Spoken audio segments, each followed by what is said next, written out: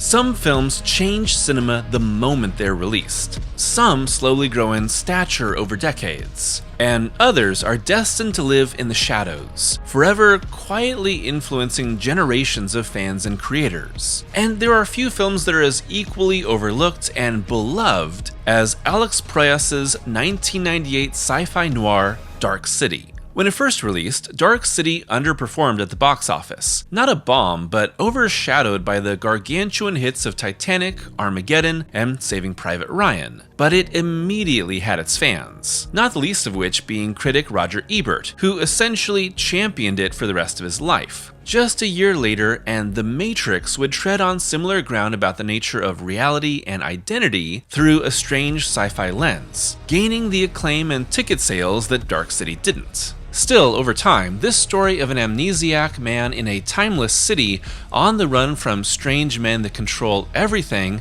has gained generations of fans. And that's not just because it is a gorgeous, amazingly constructed movie, but that its nightmare approach to the ideas of memory and human nature have resonated with generations of haunted people.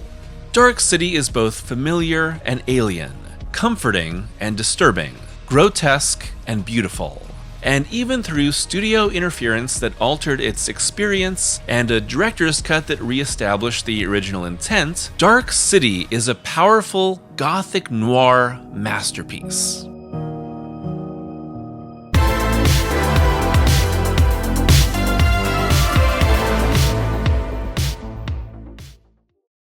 Alex Proyas is one of those directors who, if you're a fan of sci-fi or horror, you're at least a little familiar with him. And his biggest impact comes just a few years before Dark City with the release of The Crow in 1994. Tragically, The Crow is as famous for the death of star Brandon Lee, who was shot and killed while filming when an improperly loaded blank was used on set, as it is for being a quintessential 90s film and great indie comic adaptation. And I think the tragedy of Lee's death and the haunting nature of the film caused The Crow to become a sensation. Soon after, Proyas was given the chance to make his own original vision with a script that he'd slowly been working on with Lem Dobbs, originally titled The Sleepwalker. Given that The Crow had been a hit under Dimension Films, a label under Miramax which was then owned by Disney, it was perennial fixture of my channel, Jeffrey Katzenberg, who first approached Proyas to make The Sleepwalker. However, when Katzenberg left Disney in 1994 to co-found DreamWorks, there was no one there interested in the project, so the team went off to look for a new studio. This led them to New Line Cinema, where, according to producer Andrew Mason, the studio wasn't just okay with the innate weirdness of the script, they were excited by it, and were happy to bring on a less well-known actor in the lead role as the script was rewritten by David S. Goyer, who by this point was also working on Blade for the studio, with the script being retitled Dark World and then Dark Empire before settling on Dark City, which I really like as the name. Really, when looking at Dark City as a finished film, it's the product of a mishmash of influences as well as several really strong voices within its production. But what it all started with was a recurring dream that Proyas had of men in dark clothes that would come into his house at night and change the details all around. And his drive to understand what that meant led to him building out this simple idea into the film that would become Dark City. It filled me with incredible terror, said Proyas, but there was nothing particularly scary about the details of my dream. And while Dark City takes on several different outright elements of horror to add tension and fear to its story, I would say that the scariest thing about Proyas' film is its atmosphere and ideas, instead of any specific monster that goes bump in the night. In its earliest drafts, Dark City was much more of a classic noir with a twist. In these, our protagonist is a detective chasing after a mysterious killer in a nightmarish city. But after multiple rewrites by Dobbs and Goyer, the science fiction aspects became stronger, and the lead character switched to that mysterious man, with the detective changing to a supporting player. And okay, before we go any further, I'm gonna have to give you a big ol' spoiler alert, because even though this movie is 30 years old, and man, it still looks amazing, Dark City is a movie that's best gone into knowing as little as possible, preferably by watching the director's cut. Okay, last chance, here we go. Dark City centers on a man now named John Murdoch, played by incredibly handsome insect man Rufus Sewell, who wakes up with no memory of his past and all signs pointing to him being a serial killer. His search for answers leads him to Emma, his estranged wife played by stunning for 3 decades running Jennifer Connelly, Inspector Bumstead, the detective on his trail played by William Hurt, and Dr. Schreiber, a scientist played by Kiefer Sutherland who knows the truth about John and the entire city. But what John and the audience soon realize is that there's something deeply wrong with this world, as every night its residents all fall asleep at the same time, and the entire city is changed by mysterious and powerful albino men in black coats and hats known as the Strangers. Soon, it's not just the cops that are after John, but the Strangers too, who realize that their experiments have gone wrong, leading to John not only resisting their powers to manipulate this world, but gaining those powers too. Slowly, John and the audience discover crucial secrets about this world. The Strangers aren't just playing with the city, they're erasing and replacing the memories and identities of every citizen night after night. Everyone's memories are extracted and remixed like paint, then constantly redistributed across the population to experiment.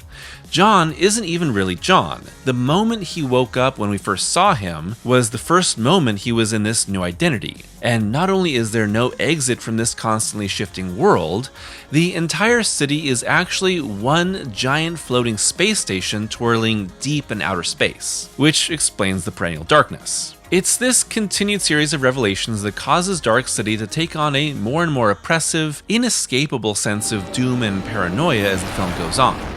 But Proyas' movie is also about self-empowerment, individualism, and self-actualization that can cause one man to change the world. Or at least his bubble city. You wanted to know what it was about us that made us human. Well, you're not gonna find it in here.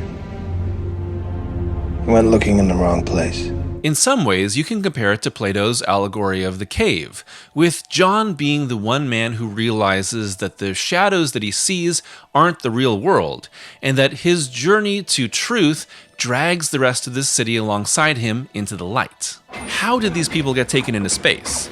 Was this world scooped up out of the Earth? What year is it? We never know, and I think that's a good thing. It lets the mystery remain intact with just enough answers being given.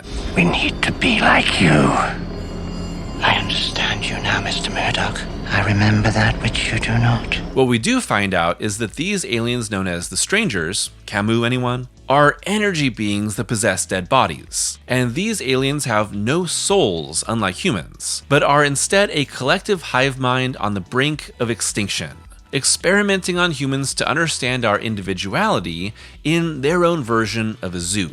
Fittingly, for a film that takes place in a city that mashes together architecture across the decades, and for a story that layers multiple genres on top of each other, Dark City has several different key influences. Its film noir genre is clearly pulled from classics like The Maltese Falcon, while both its look and sense of paranoia are pulled from German expressionist films like Metropolis and M. Proyas has also cited Blade Runner and The Twilight Zone as inspirations, which makes total sense in this high-concept sci-fi world where the meaning of the human soul is ultimately both the driver of the plot and the meaning of the movie. Even some of the character names are hints toward the film's influences, with Inspector Bumstead named after famous art director Henry Bumstead, who shaped the looks of movies like Vertigo and The Man Who Knew Too Much, and Dr. Schreiber named after German judge Daniel Paul Schreiber, who chronicled his experiences with schizophrenia in the book Memoirs of a Nervous Illness. And with the residents of Dark City given constantly shifting memories and personalities, you could say they all suffer from an induced form of schizophrenia.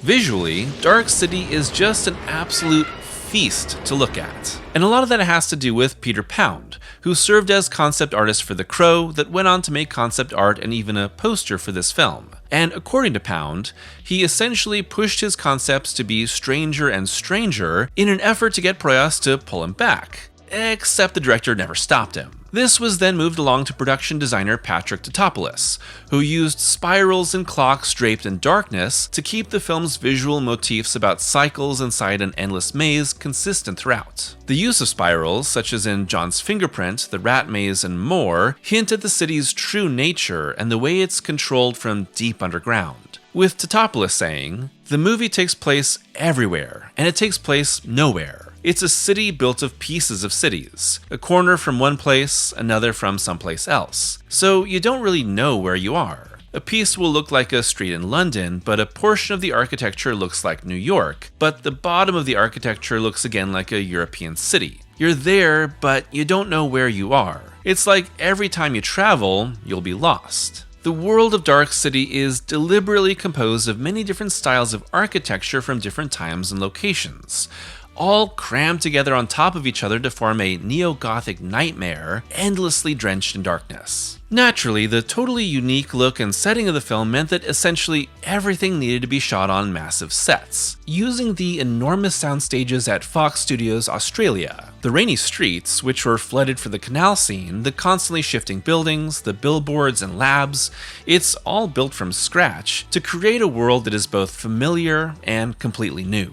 And in its cinematography, Dark City pulls off a feat that I find films have a harder and harder time doing today, being consistently and truly dark, but always very legible and clearly lit. Here, cinematographer Dariusz Wolski, who also shot the equally dark and beautiful The Crow, and would go on to shoot most of the Pirates of the Caribbean movies, which also look awesome, strongly differentiates the appearance of barely lit exteriors, harsh fluorescent businesses, warm interiors of homes, and the alien blues of the underworld. In short, it's fucking gorgeous. The terrifying idea of Dark City, to me at least, is the idea of living in an almost endless fugue state where your identity, your relationships, and even the world all around you exists in a haze. It's not just that your identity is constantly in flux, but that you exist in such a way that it's impossible to even truly understand what's going on around you. You simply live, putting one foot in front of the other because it's the only thing you know how to do. People live and die, buildings rise and fall, your relationships grow and shrink and change, and you can't really do anything about it, because there's a level of deep trauma within you that has consumed and destroyed your ability to understand the world all around you. It really does feel like living in a Twilight world. And to be completely blunt, it is very relatable to several years of my life. And the more deeply I looked into Dark City, the more I found that relatability. The sci-fi concepts, the dark noir thrills, the incredible visuals, they all make Dark City a lot more exciting and palatable, while those dark core themes really make it compelling.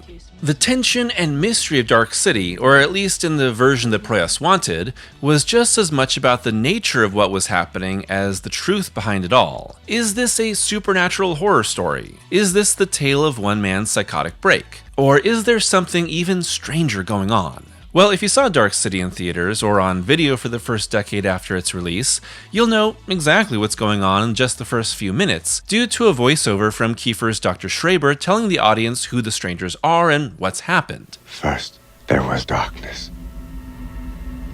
Then came the strangers. They were a race as old as time itself.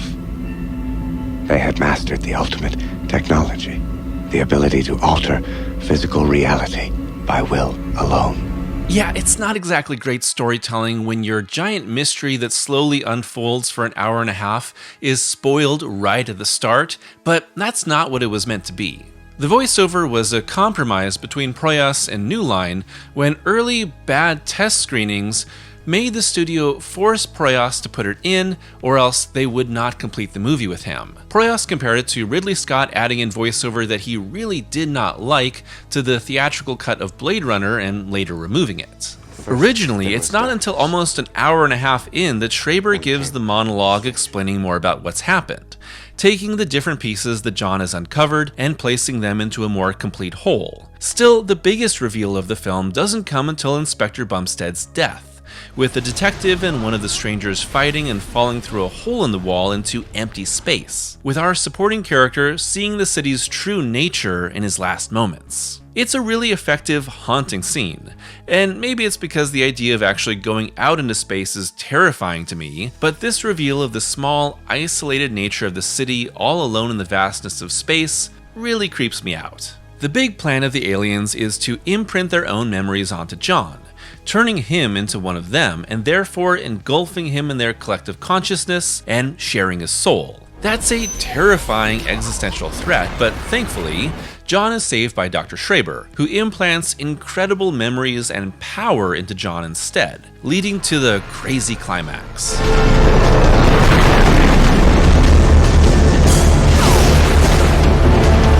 As a side note, I think that Kiefer as Dr. Schreiber is a really fascinating character here. Sutherland is clearly doing a riff on Peter Lorre with his manic breathing, and it makes him immediately suspicious. But as the film goes on, we see him as a tragic character forced to do terrible things and attempting to atone for it. The movie is as good as it is because he, alongside William Hurt's detective, act as polar opposite foils surrounding John as the enigmatic heroic lead. If there's any weakness to the movie, besides that mandated voiceover, although it's still written really well, it's the CGI effects used here.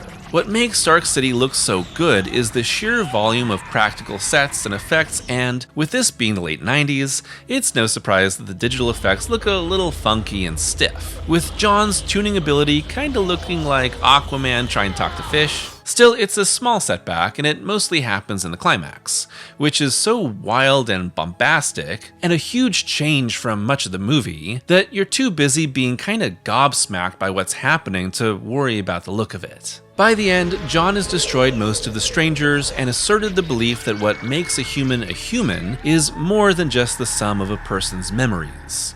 It's the existence of a soul that persists no matter what changes around them. And while he is too late to stop the aliens from changing Emma's identity once again, his love for her remains, using his power to create the beach he has been searching for and bring the sun to the city for the first time.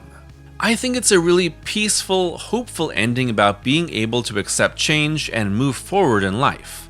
And while you could ask plenty of questions about what will happen to the city and its people, or what will John do now that he's basically a god, I don't think Dark City really has those worries on its mind. And that's because, while the film gives us hard sci-fi answers to this world, it's still just as much a dream as it is its own reality.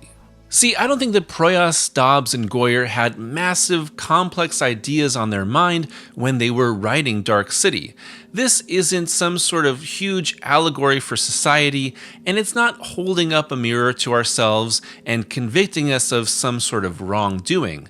Instead, this is deeply introspective sci-fi that is all about the mind and our own journey as people. Dark City is exploring the feelings of being completely lost as an individual, of being broken down by life, slowly rebuilt through new experiences, and attempting to move forward to something that's hopefully better, but also understanding that there is no way to ever go back to who you were before.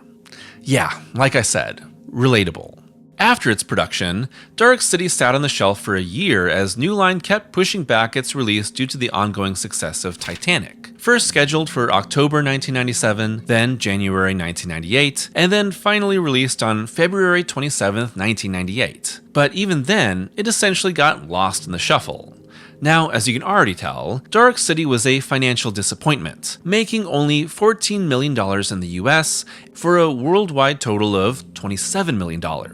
Now, that's not some crazy bomb or anything, but when combined with the film's $27 million budget, not counting its marketing costs, it's a wash. And as I mentioned earlier, Dark City quickly became a cult hit championed by people including Roger Ebert, who repeatedly had massive screenings breaking down the film in his Cinema Interruptus sessions held at the Conference on World Affairs. But it was one group of people in particular that held screenings of Dark City in the Paris catacombs, where they would turn off the volume for the first few minutes to remove the opening voiceover, that helped move Proyas' film into the next stage of its life. In July of 2008, the director's cut of Dark City was released on Blu-ray and DVD, with the opening voiceover removed and about another 10 minutes of footage added back in to extend certain scenes. It's not a huge difference, but Sewell has said the director's cut is exactly the script that he read when auditioning for the role. According to Proyas, Every single person who has come up to me and said how much they love it says they saw it on TV or video, or really anywhere other than in theaters. In the following decades, I would say that Proyas has not made any movie that has lived up to either Dark City or The Crow, and instead moved into big budget spectacles like I, Robot, Knowing, and Gods of Egypt that all cost hundreds of millions of dollars, and all did not have the heart and soul of his first two early movies. Proyas has also not made another movie since Gods of Egypt bombed in 2018, with that being another movie in the brief but memorable stint of studios thinking that putting in a Game of Thrones actor in your big budget movie was somehow gonna make it a hit. Dark City, however, is a bona fide, true blue cult classic with a legacy of influence. Obviously, Dark City will never have the super obvious impact of The Matrix, but what really differentiates these two films and their influence is that Matrix ripoffs are very, very obvious. In a lot of ways, the Wachowskis' movie is so clear and specific in its themes, story, and visuals that you can't just kinda look like The Matrix. You either look like The Matrix or you don't. Dark City is a lot harder to pin down in its ideas, looks, and themes, so when later art cites it as an influence, it's not immediately apparent. Beyond the debate about whether The Matrix ripped off Dark City, which I don't think is true, but its use of several Dark City sets to save costs will always tie them together, the video game series BioShock is deeply inspired by Dark City, with creator Ken Levine stating that Proyas' film was a major influence on its story of an isolated, dark deco world filled with experiments, a loss of self, and madness. I also feel like Dark City had to have had a major influence on Inception, with its folding cities and dreamlike world. But I don't think anything will ever quite replicate the experience of Dark City. With the right vision and the right creators at just the right time, it's a world of endless darkness that I'll happily let consume me again and again.